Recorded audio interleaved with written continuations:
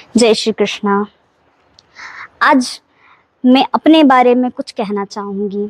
मैं बचपन से आश्रम में आती जाती हूँ माता पिता के साथ, और बापूजी का सानिध्य मुझे प्राप्त हुआ, उनकी कृपा मिली।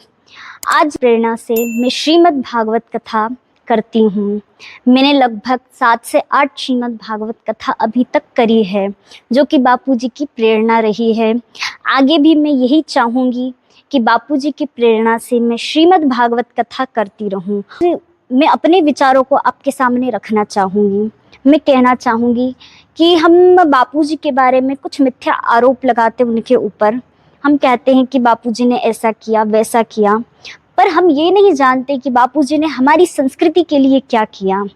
बापूजी ने वैलेंटाइन डे की जगह मातृ पितृ पूजन दिवस को बदला है। उसके बाद फिर 25 दिसंबर को तुलसी पूजन दिवस के रूप में बदला है।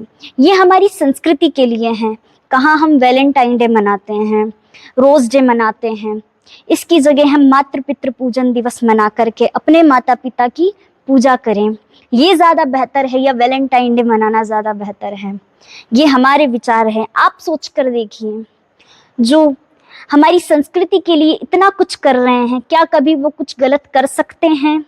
कभी नहीं। बापूजी की शिष्या होने पर मुझे इतना गर्व है कि मैं कह नहीं सकती, क्योंकि आज जो कुछ भी हूँ मैं उन्हीं की कृपा से। कोई साधारण नहीं है। गुरु वो हैं जिन्होंने हमें भगवान से मिलवाया है। गुरु के सानिध्य में ही रह करके हम भगवान को जान पाए हैं, और इन्हीं की कृपा से आज हम भगवान को जानते हैं कि भगवान क्या है, परब्रह्म क्या है। कहा जाता है, गुरु गोविंद दो खड़े काके लागू पाए, बलिहारी गुरु आपने गोविंद दियो बताए। गुरु की कृपा हुई, गुरु गोविंद दो खड़े हैं, और हम संकोचित हैं कि हम सबसे पहले किसकी शरण में जाएं। तब गुरु ही ऐसे हैं जो कहते हैं कि पहले भगवान के चरण स्पर्श करो। वो गुरु हैं जो हमें भगवान तक जाने का मार्गदर्शन बताते हैं। बापूजी ने 40 से ज़्यादा गुरुकुल बनवाए हैं, जिनमें कि बच्चों को उचित शिक्षा दी जाती है। बाल संस्कार केंद्र में बच्चों को सिखाया जाता है कि उन्हें क्या क्या करना चाहिए, नित्य की क्रियाएं क्या क्या हैं, सूर्य उदय कितनी बजे उठना चाहिए, सूर्य उदय के समय जल चढ़ाना चाहिए, और हमें माता पिता को प्रणाम करना चाहिए, इत्यादि शिक्षाएं बापूजी ने बाल संस्कार केंद्र में शिविर में बच्चों को दी। गणेश जी और कार्तिकेय जी पृथ्वी की परिक्रमा करने गए। तब भोले बाबा ने कहा था कि जो भी पृथ्वी की पहले परिक्रमा करके आएगा वो प्रथम पूजनीय स्थान पर बैठेगा। तब कार्तिकेय तो चले गए, परंतु गणेश जी का वाहन मूषक ज़्यादा तीव्रता से चल नहीं सकते थे।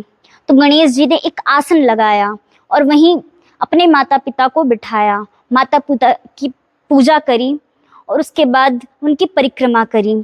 तो यही कारण है कि आज हमें भी, वो भगवान हैं, वो माता पिता की पूजन करते हैं, तो हम तो एक साधारण मनुष्य हैं। यदि हम माता पिता की पूजा करेंगे तो क्या कुछ हो सकता है हमारे जीवन में। हम उन्नति के शिखर पर जा सकते हैं, इत्यादि हमारे जीवन में कई अच्छे अच्छे कार्य हो सकते हैं। हम ना हंस कर सीखे हैं, ना रो कर सीखे हैं। जो भी सीखे हैं प्यारी गुरुदेव से सीखे हैं। बापूजी की प्रेरणा से आज श्रीमद् भागवत कथा मैंने सीखी है। सभी साधकों के सानिध्य में और बापूजी के सानिध्य में मैंने श्रीमद् भागवत कथा कंठस्थ करी है, और उनकी कृपा मुझ पर बनी रहे, बस यही मैं चाहूँगी। सभी साधकों